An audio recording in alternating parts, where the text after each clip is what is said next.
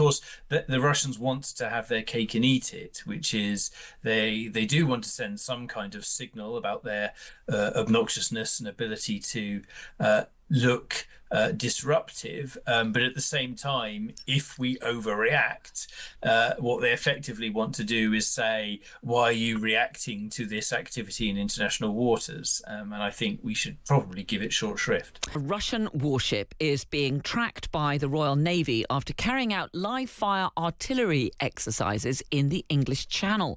It's an early challenge for the UK's new Defence Secretary, Wes Streeting, who's never held any roles focused on security before now. Wes Streeting spoke earlier in his first speech as Defence Secretary. Firstly, we should see yesterday's events as performative and irresponsible. It's not the first time that Russia has behaved like this, and frankly, it's the tip of the iceberg of the daily threats that this country faces and our allies face.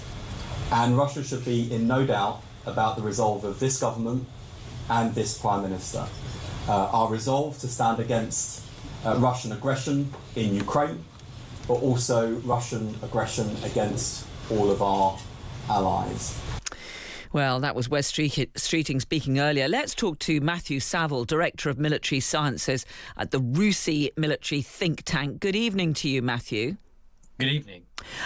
What do you make of what the Russians were doing here on the very morning of our new Prime Minister's arrival in Downing Street? They were carrying out this live fire exercise off the south coast of the UK, only about 40 miles off the coast. Yes, I think that the language that the Defence Secretary just used, that this was performative, is probably the right sort of language. I mean, you could more directly call it the real-world equivalent of trolling. It's the Russians trying to be provocative and get some kind of a response, and to a certain degree we actually don't want to overreact to this. It's not illegal, although it sounds like it might not have been particularly safe in terms of other vessels potentially being around. It fits in with a pattern of other behaviour where the Russians are trying to sort of dance around in international waters, which is where this was, and say, look at us and get us concerned. The truth is we should be more focused on their shadow warfare, their disruptive activity across Europe, and the efforts that they are putting into Ukraine to try and break Ukrainian resistance and deal with the fact that they are running into trouble more broadly on that supposed special military operation. Yeah, I mean, the Kremlin spokesman, Dmitry Peskov, says there's no need to see any signals in this. Do we really believe that?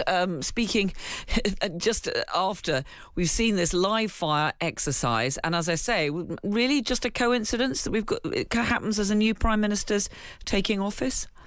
I honestly don't know if the timing on the day.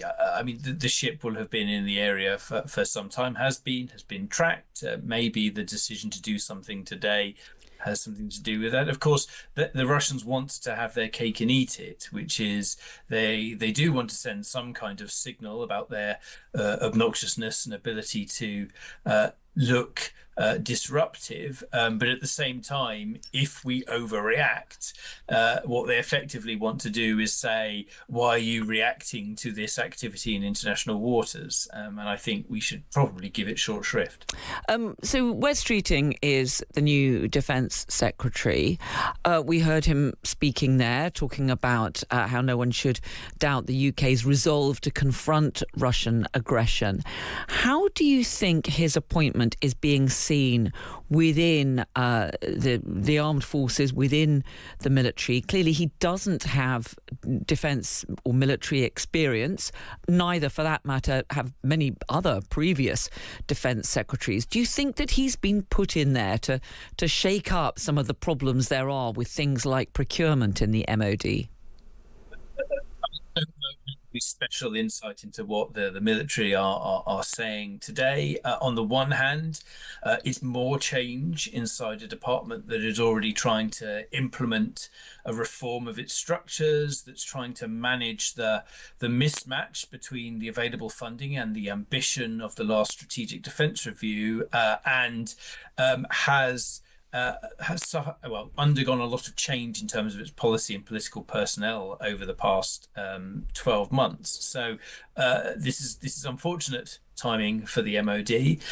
On the other hand, you could read the political tea leaves and see that he is somebody who clearly has a lot of political weight.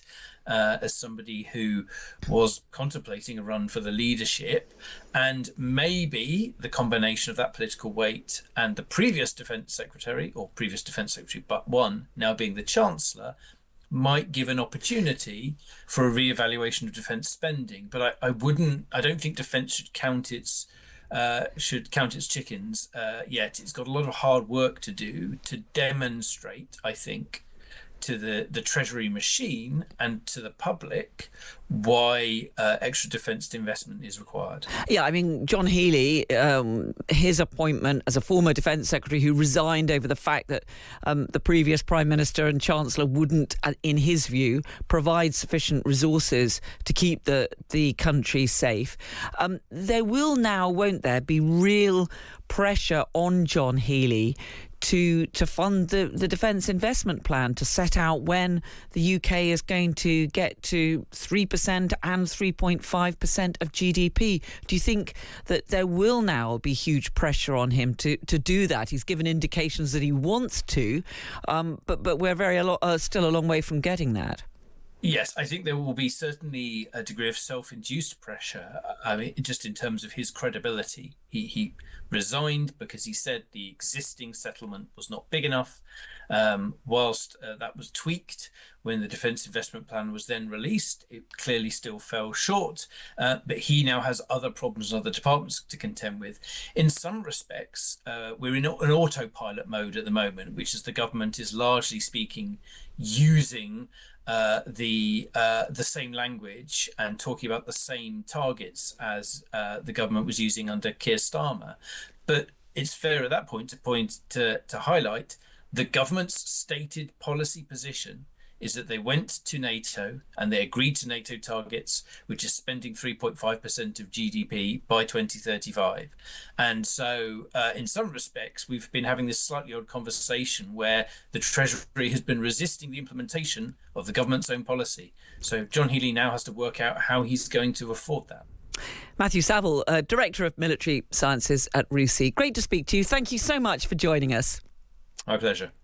And thanks to all of you listening who've been getting in touch.